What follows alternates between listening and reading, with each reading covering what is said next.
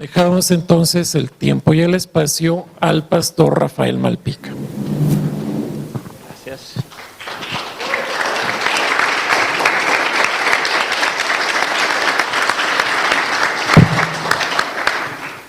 Gracias y buenas tardes.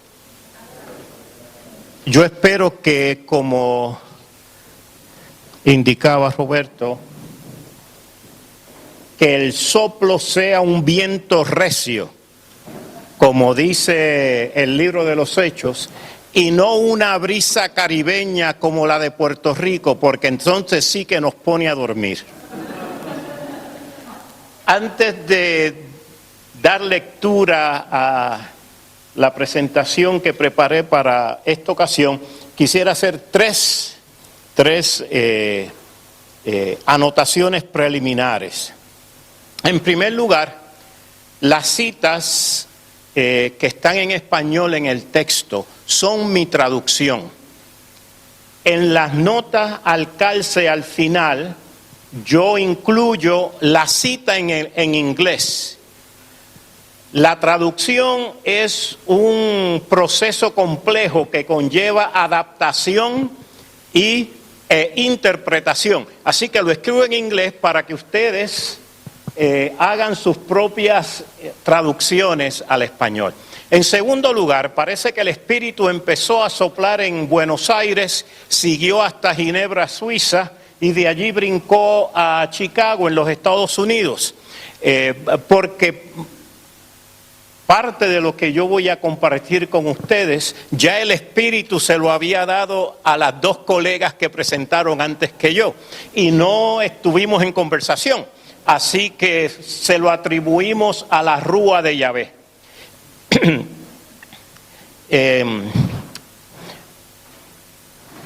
Y en tercer lugar, yo le decía a Mercedes durante el receso de la mañana que ella me cuadró la presentación, porque escuchando a Mercedes comencé a articular lo que yo llamo o lo que llamé el esquema de Jeremías o el esquema de Mercedes.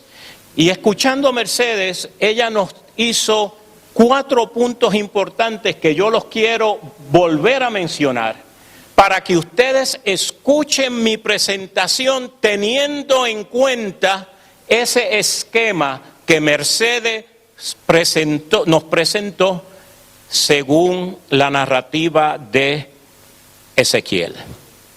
En primer lugar, ¿cuál es el problema? Ese es lo primero. El problema: escuchan tus palabras, pero no las practican. Ese es el problema. En segundo lugar, ¿cuál es la solución? Arrepentirse de sus malos caminos. En tercer lugar, ¿cuál es el proceso que se presenta? La revisión de la teología en medio de ese contexto. Y dentro de la revisión de la teología, esa pregunta importante: ¿quién falló? Y por último, la estrategia final, que es lo inaudito: provocar una respuesta emocional. Así que, teniendo en mente esos 4 pasos del esquema de Ezequiel, vamos entonces a hablar un poquito sobre el movimiento y la danza en la misión de Dios. Estimadas amigas y amigos, es un gran placer estar con ustedes en esta reunión, luego de un largo periodo en el cual no pudimos estar juntos y juntas por los estragos causados por la pandemia del COVID-19. Hoy que podemos reunirnos presencialmente, recordamos a las hermanas y hermanos de nuestra región que murieron por causa de esta enfermedad. Especialmente recordamos a nuestra hermana, la reverenda Adita Torres, presidenta de la Iglesia Luterana Peruana. Nuestras oraciones están con sus familias y nuestras iglesias hermanas. Se me ha pedido que comparta algunos pensamientos sobre la misión a partir del lema y el texto que sirve como marco de referencia para esta conferencia. Organizo mis pensamientos bajo el tema movimiento y danza en la misión de Dios.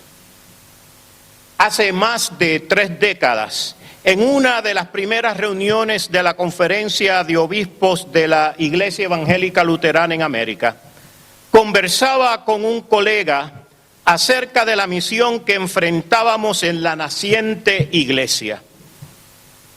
Wayne Weisenbuehler, obispo del Sínodo de las Montañas Rocosas, compartió una definición de fe y esperanza que había escuchado de su colega de la diócesis episcopal de Denver. Fe, decía el obispo de Denver, es la habilidad de escuchar la melodía del futuro, y esperanza es la valentía de bailar al son de su ritmo ahora. Apropié esa definición que se convirtió en el norte de mi peregrinación bautismal y luego la utilicé como uno de los fundamentos teológicos de la teología de misión que desarrollé para la estrategia de la Iglesia Evangélica Luterana en América con las iglesias en América Latina y el Caribe. Debo señalar que el desarrollo de esta teología conocida como acompañamiento fue un esfuerzo de conjunto luego de sendas consultas con las iglesias en América Central y el Caribe y en América del Sur. Esta definición de fe y esperanza y la teología de acompañamiento apuntan hacia el movimiento en la misión de Dios. Escuchamos la melodía del futuro de Dios que se aviene a nosotros en lo que Jürgen Moltmann llama la danza pericorética de la Trinidad. Y la fuerza del Espíritu nos mueve a apropiarla en el aquí y ahora como co-creadores y co-creadoras en la comunidad de Jesús que anticipa el reino de Dios. El texto de Ezequiel está cargado de esa imagen del movimiento, el soplo, el aliento, el espíritu, la rúa de Dios está presente desde los comienzos de nuestra comunidad planetaria y cósmica. El rúa de Yahvé se movía sobre las aguas y ese mismo espíritu recae sobre los huesos secos, causando la revitalización de aquello que había muerto. Los padres capadocios utilizaron la noción del movimiento para describir la esencia de la Trinidad. Fueron ellos los que afirmaron la relacionalidad como el ser de Dios. Cada persona de la Trinidad se mueve hacia las otras y recíprocamente las contiene de tal manera que una permanentemente envuelve a las otras y permanentemente es envuelta por las otras a las que envuelve. Aquí voy a hacer una pausa para compartir lo que decimos en Puerto Rico, un chisme histórico. Si ustedes ven ahí a la derecha, están los padres capadocios. Pero hay muchos historiadores que dicen que la producción teológica de los hermanos,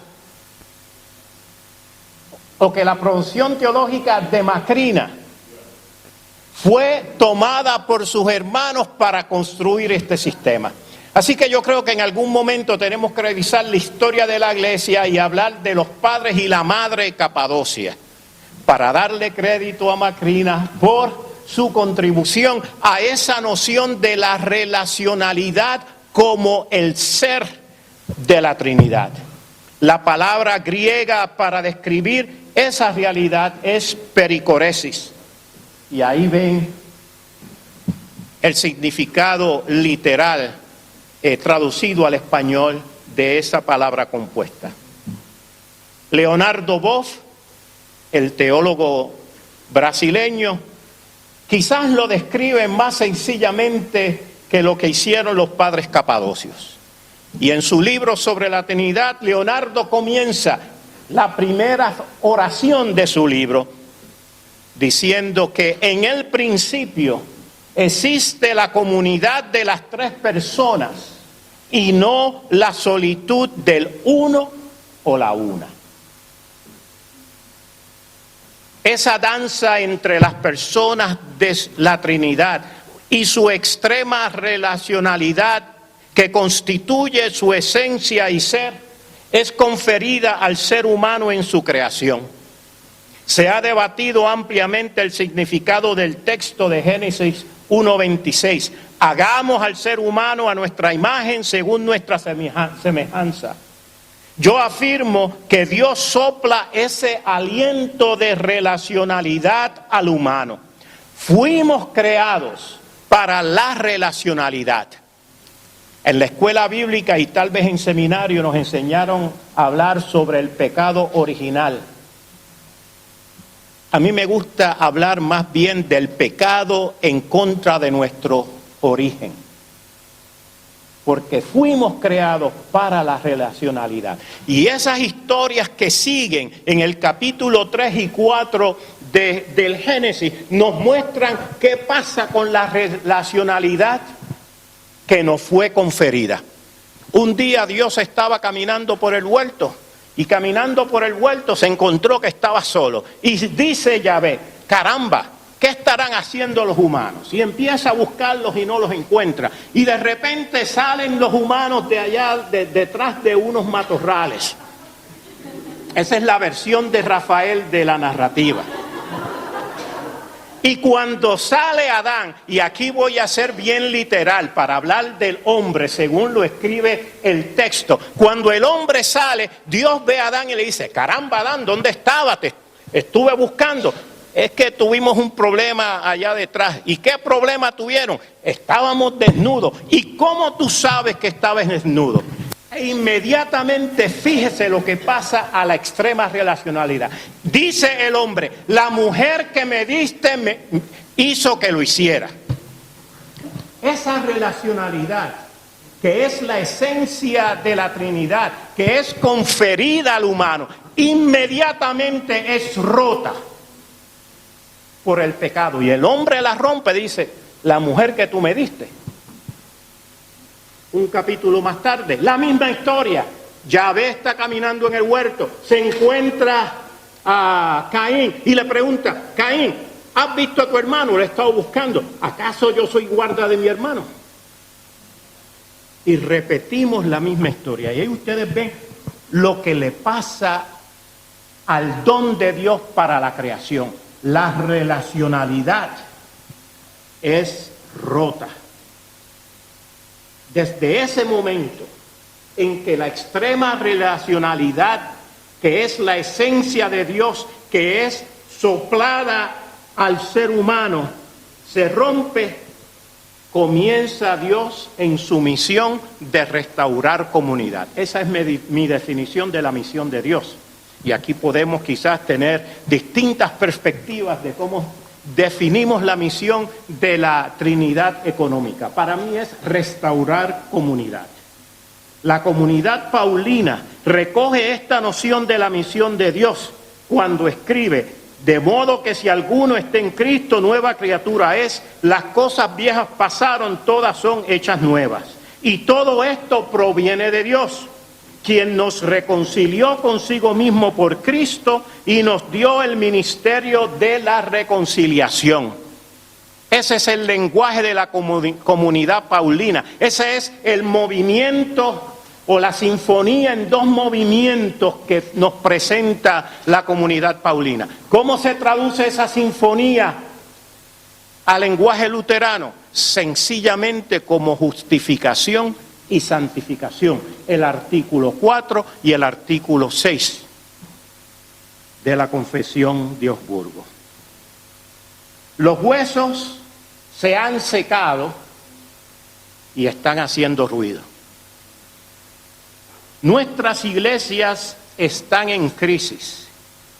Los líderes eclesiales y sus grupos de trabajo buscan afanadamente estrategias para revitalizar las instituciones y hacerlas más relevantes a las generaciones jóvenes que no tienen un sentido de lealtad institucional como sus padres y madres o abuelas y abuelos.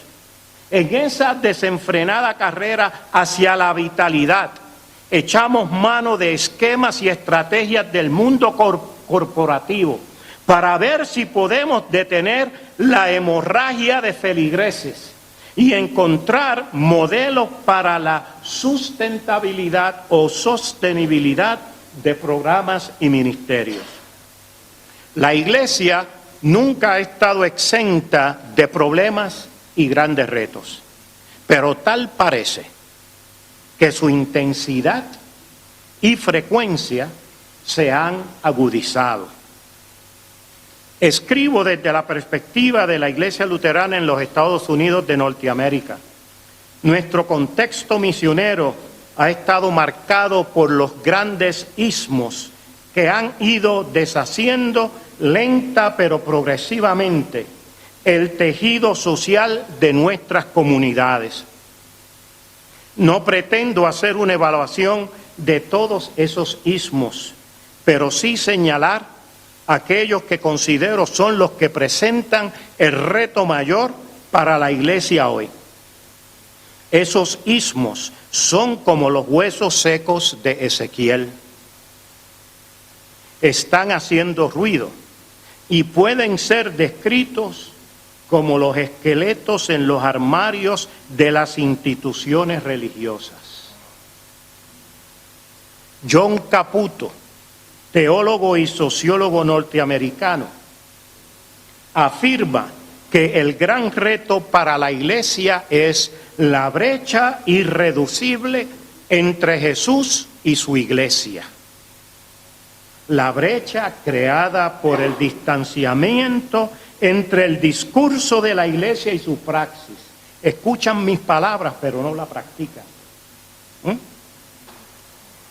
Ante tal inconsistencia, las generaciones jóvenes describen su posicionamiento frente a la institucionalidad de la Iglesia como somos espirituales, pero no religiosos.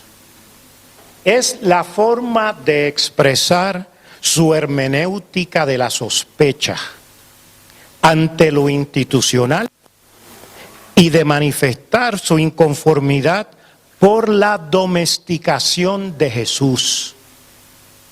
La generación joven es atraída por el mensaje de Jesús, por su propuesta para la vida en comunidad. La justicia de Dios no es el telos, lo final del seguimiento a Jesús, sino que es el comienzo de la jornada. Y son precisamente, a mi parecer, estos tres grandes ismos los que crean esa brecha irreducible. El machismo o el patriarcado, el racismo y el populismo. El patriarcado es un sistema donde el poder es ejercido y controlado por los hombres. Se fundamenta en una ideología misógina que ve y entiende a la mujer en una relación de subordinación que conduce a la discriminación y a la opresión. Es lamentable observar, según afirma Araceli de Rocchetti, cómo la Iglesia reproduce las estructuras opresivas de la sociedad. El patriarcado es un atentado en contra del fundamento básico para la participación en la comunidad de Jesús, que es el bautismo. La carta a los Gálatas establece claramente que las diferencias observables entre los humanos no pueden ser utilizadas para limitar la plena participación de la persona en los asuntos del reino. Escribe la comunidad paulina, ya que ustedes que fueron bautizados en Cristo han sido revestidos de Cristo. Por lo tanto, ya no hay judío ni griego, no hay esclavo ni libre, no hay hombre ni mujer, porque todos somos uno en Cristo Jesús. El bautismo es el gran ecualizador de la comunidad de Jesús. Suele suceder que cuando nos adentramos en la discusión de este tema en nuestras congregaciones, y aquí estoy hablando principalmente de las congregaciones de la ELCA, se produce una tensión que lleva a la polarización, al igual que cuando se discuten los otros dos ismos antes mencionados. Los que controlan el poder promueven un reduccionismo de clase, hombres versus las mujeres, para así poder seguir ejerciéndolo indiscriminadamente. Nuestra querida amiga Elsa Tames deconstruye este reduccionismo y promueve lo que ella denomina como una praxis del cuidado. Escribe la doctora Tames: creemos que el punto de partida teológico no es solamente la praxis de la justicia y la experiencia de Dios, sino también una praxis del cuidado, es decir, que las relaciones entre hombre y mujer, viejos, jóvenes y niños, en fin, entre todas las personas, debe ser de colegialidad. Este es un principio muy interesante en las teologías humanist, no sé cómo traducirlo al español, y mujerista. Las mujeres buscan, como afirma Elsa, recrear la historia cultural, eclesial y teológica, cultivándola con nuevas manos, nuevas semillas, nuevos cuidados para producir un nuevo fruto, nuevas relaciones cotidianas, nuevas formas de practicar nuestra fe en la iglesia. Sí, por favor. De manera que el reino sea visible en la tierra. La respuesta de la iglesia a la discriminación contra la mujer, el racismo, la xenofobia, la homofobia, etcétera, ha sido la inclusión. Debemos tener cuidado con este concepto de inclusión. Ya Paulo Freire nos advertía en su pedagogía del oprimido sobre este asunto. Escribe Paulo Freire: cuando las personas cesen de ser explotadores o espectadores indiferentes, o simplemente los y las herederos de la explotación, y se muevan al lado de los explotados, ellas siempre traen consigo las marcas de sus orígenes, sus prejuicios y sus distorsiones, que incluye la desconfianza en la habilidad de los oprimidos a pensar, a desear y a conocer. Entonces, pues, la respuesta no es la inclusión, como hemos estado diciendo.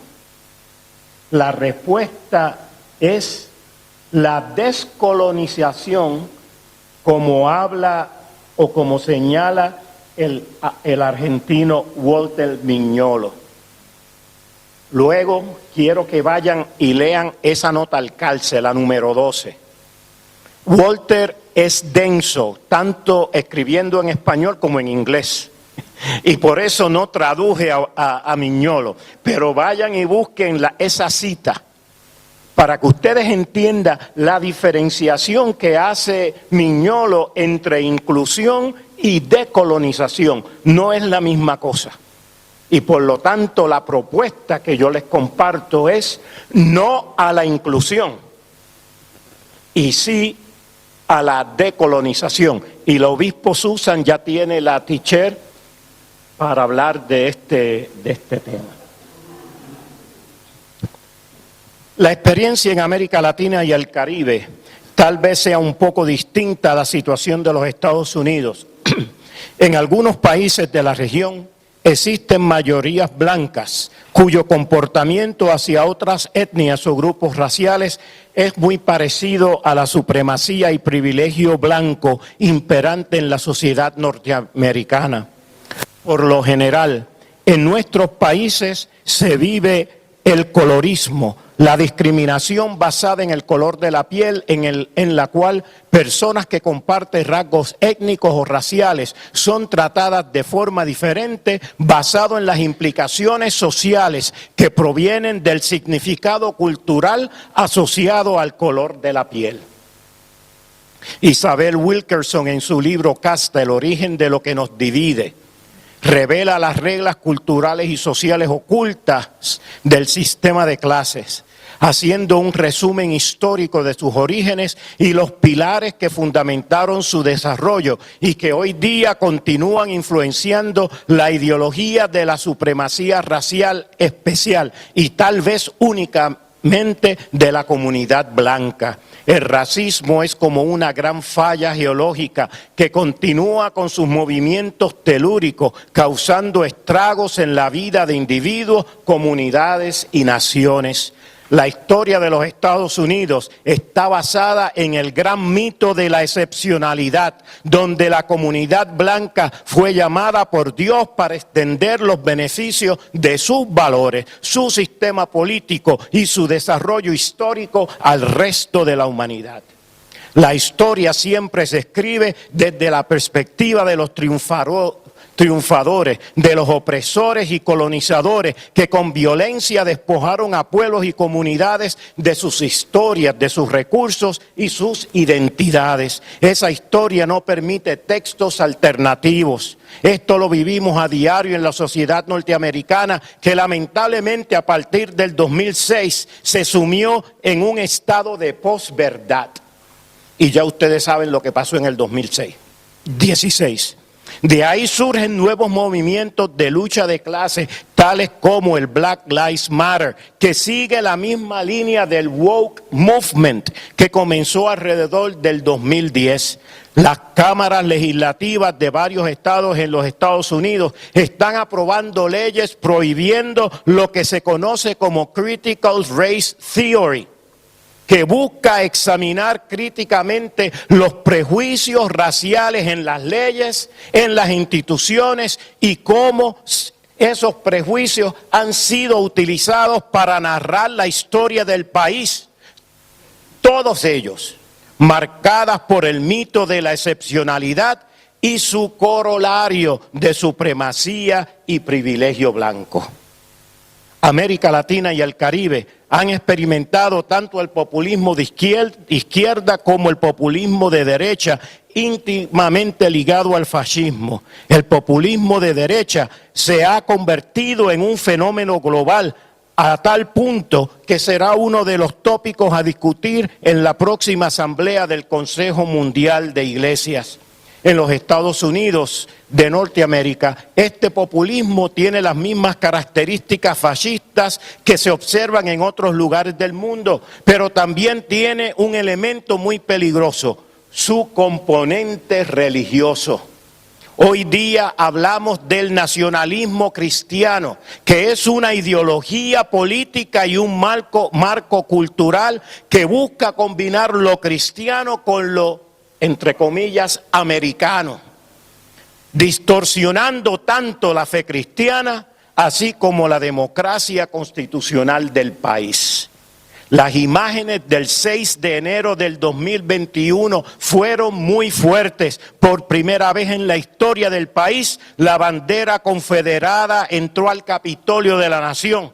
Más fuerte aún fueron las pancartas con mensajes religiosos y los discursos ofrecidos por líderes religiosos antes de la insurrección. ¿Por qué menciono estos tres sismos? Los menciono porque lamentablemente ellos están presentes en la vida de nuestras comunidades eclesiales. Son ellos los que han secado los huesos, son ellos los que han puesto los esqueletos en el armario y ahora los huesos están haciendo ruido.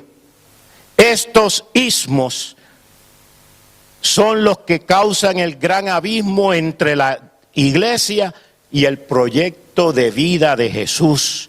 Son estos ismos que para sustentar su ideología y poder hegemónico han creado un Jesús sin dientes, un Jesús despolitizado, un Jesús domesticado. Y para nosotros luteranos, Lutero ha corrido la misma suerte que Jesús.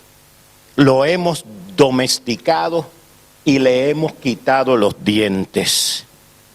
Y de aquí, entonces, ¿a dónde vamos?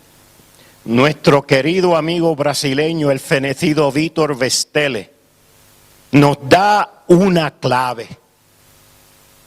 Escribió Vítor: la teología de la cruz no es ni discurso ni doctrina.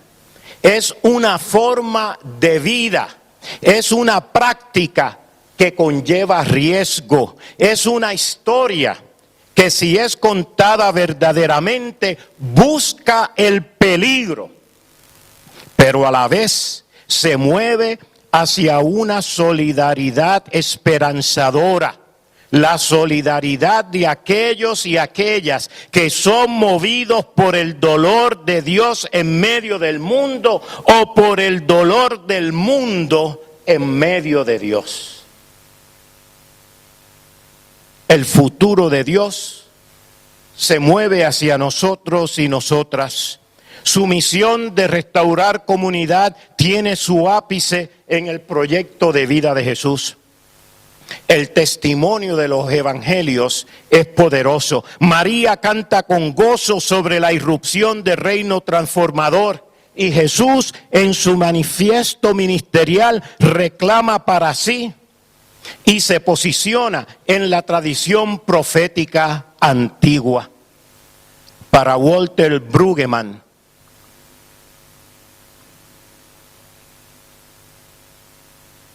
teólogo del Antiguo Testamento, el trabajo del profeta no es nada más,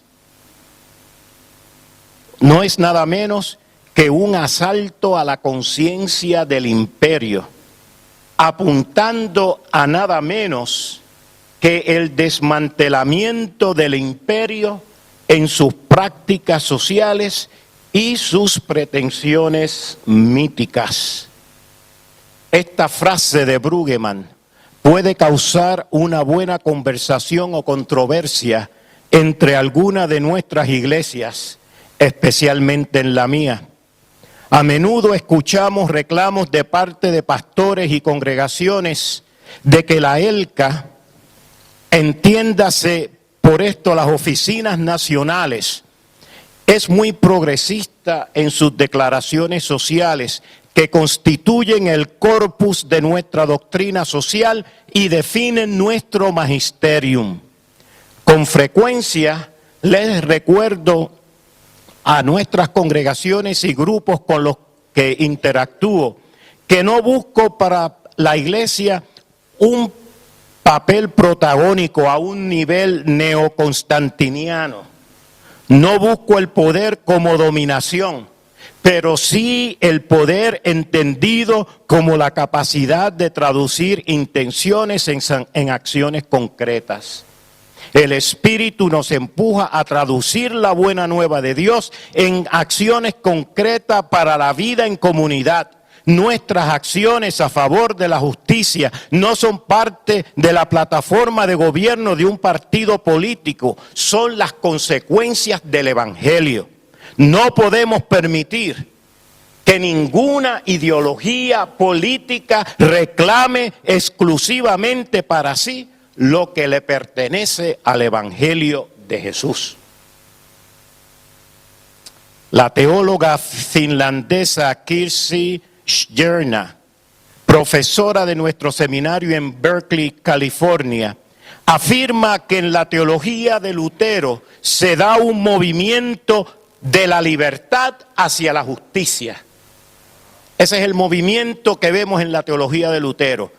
Si el amor al prójimo o a la persona en necesidad es un principio hermenéutico, yo creo que hay que incluir este otro como principio hermenéutico para entender a Lutero. Es un movimiento de la libertad hacia la justicia. Ese movimiento asume la danza de Dios como elemento constitutivo de la iglesia, la cual bajo el impulso del Espíritu deconstruye sistemas y relaciones que distorsionan la imagen de Dios impresa en sus criaturas. El Espíritu nos empuja hacia la misión de Dios, que es restaurar comunidad.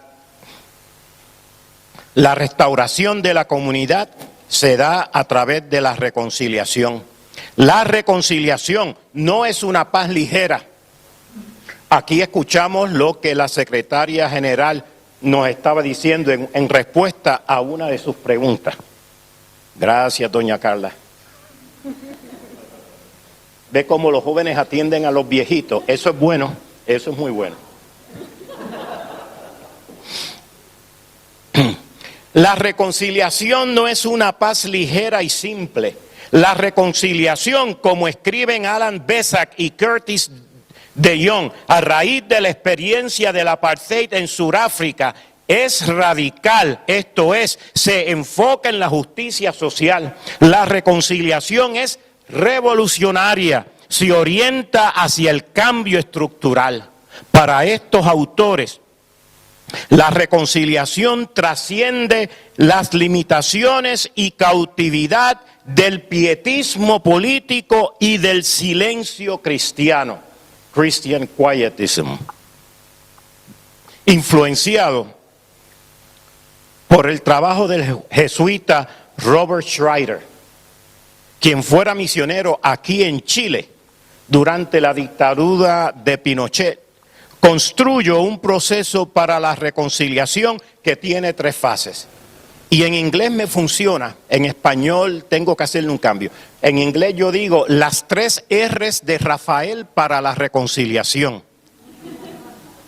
Pero en español no puede ser la primera letra del primer paso, sino la segunda, como vamos a ver ahora.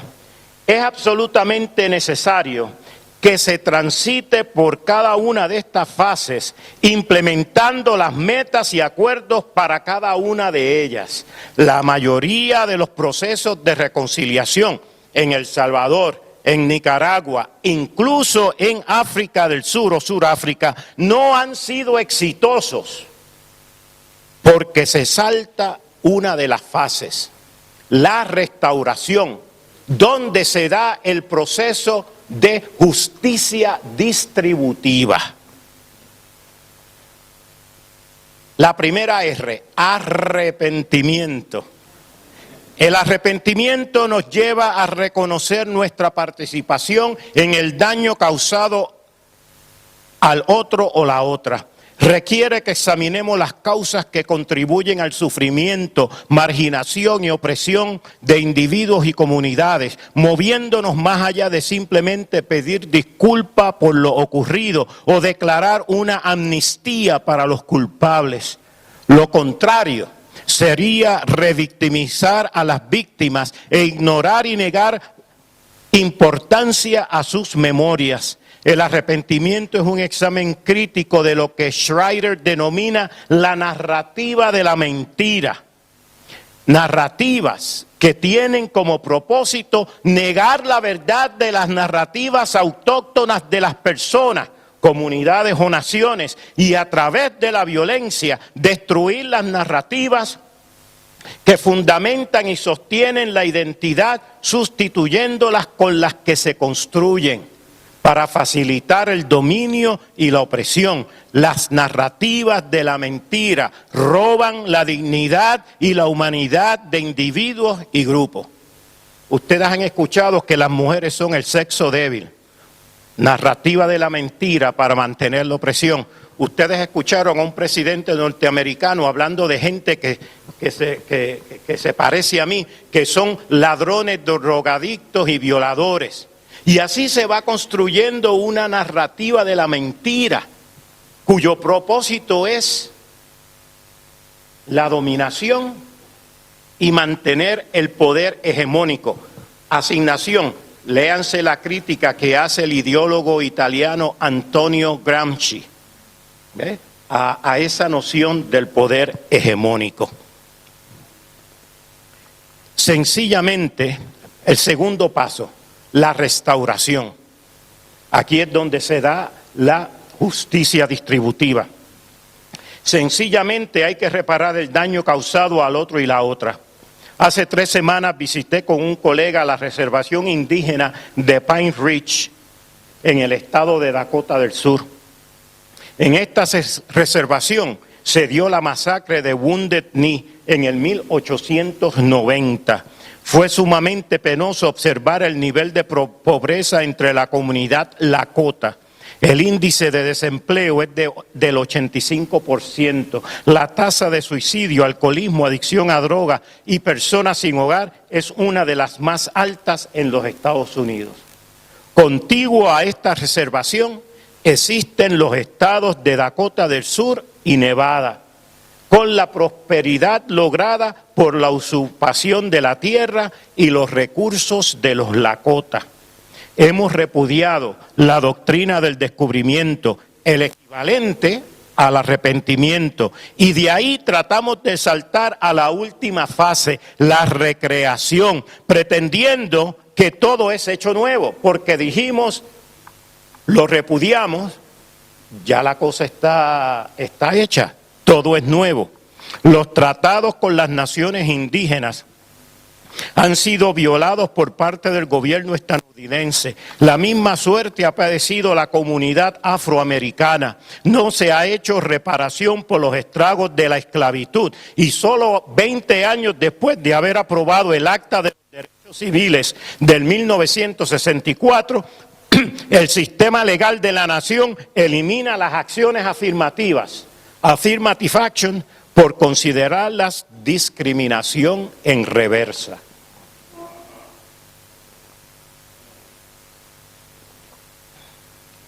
Esta es la fase que todos los procesos de reconciliación han obviado. En Sudáfrica, la generación nacida luego del apartheid, conocida como los Born Free, reclaman: la reconciliación no se puede comer. La reconciliación no se puede comer. En El Salvador, Chile y otros lugares de América Latina no se atendieron ni se han entendido o atendido las causas estructurales que llevaron a guerras civiles. Solo se declaró un cese de fuego. Se hicieron elecciones, el llamado proceso democrático, y ahora todo es hecho nuevo. Siguiendo el pensamiento de Besak y de Young, los que están en una posición de poder y privilegio no pueden definir reconciliación ni implementarla a favor de aquellos sobre los cuales ejercen el poder.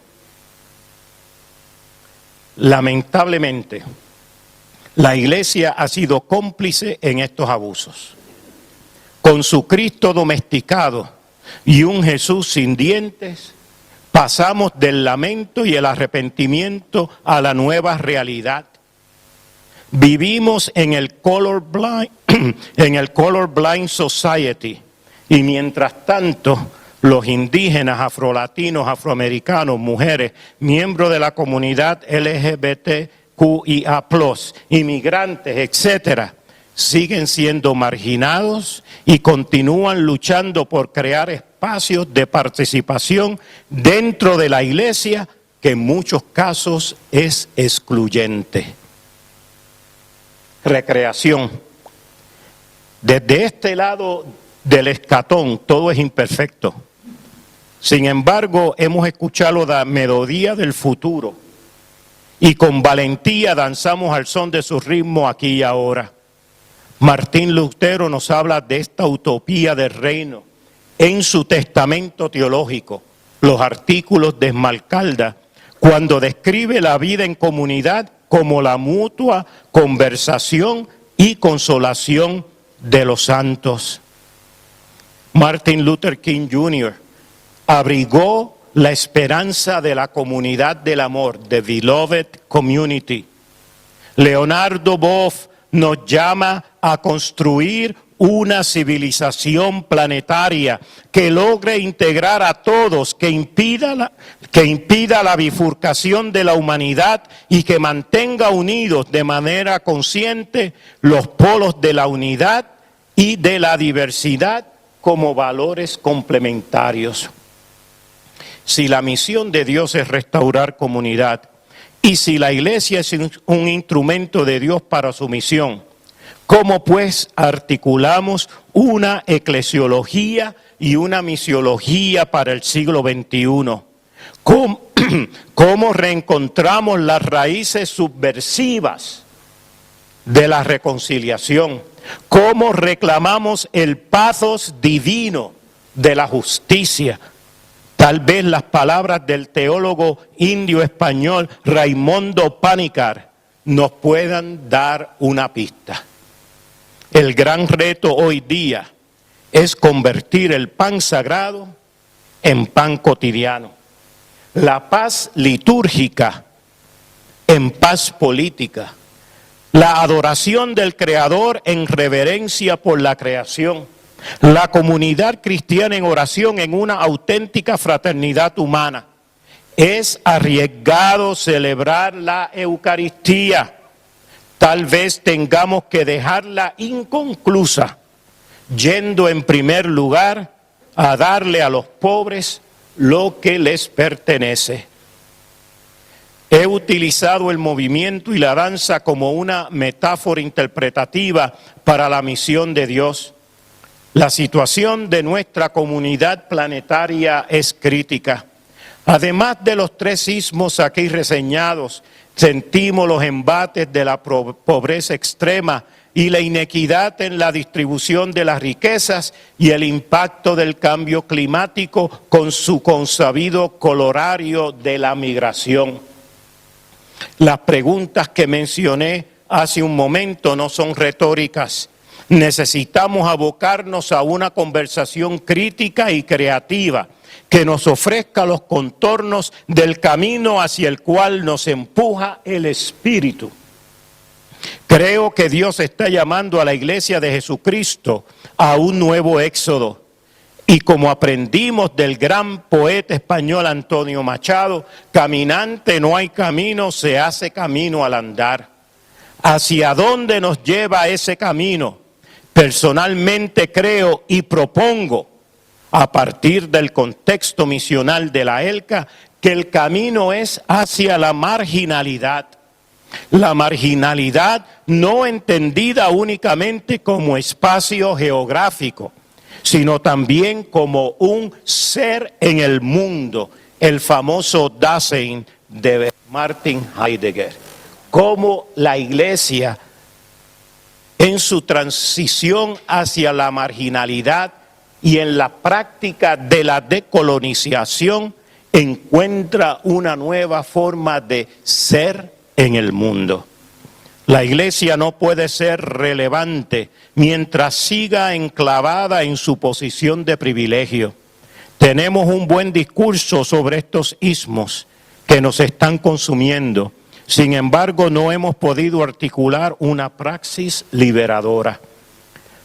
Nos hemos quedado estancados y estancadas en ese movimiento de la libertad hacia la justicia. Esto no quiere decir que no hayamos hecho algún tipo de trabajo.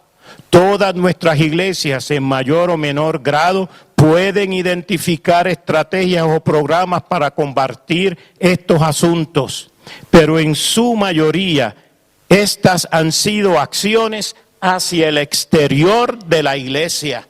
La estructura misma de la iglesia que participa del privilegio no ha sido cambiada. Como sistema, la iglesia tiende hacia la homeostasis, esto es, permite transformaciones, pero estas transformaciones no subvierten el sistema. Para catalizar el cambio, las transformaciones necesitan del desplazamiento, esto es, una movida hacia la marginalidad para recrear su Dasein. El desplazamiento hacia la marginalidad es el gran movimiento que impulsa la rúa de Yahvé. Los huesos seguirán sonando si nos mantenemos donde hemos estado siempre. Para esta caminada llevamos nuestra mochila y en ella cargamos las herramientas para el trabajo. Fe, esperanza y amor. Fe como la habilidad de escuchar la melodía del futuro. Esperanza como la valentía para bailar al son de su ritmo aquí y ahora. Y amor, un compromiso obstinado e inquebrantable. Gracias.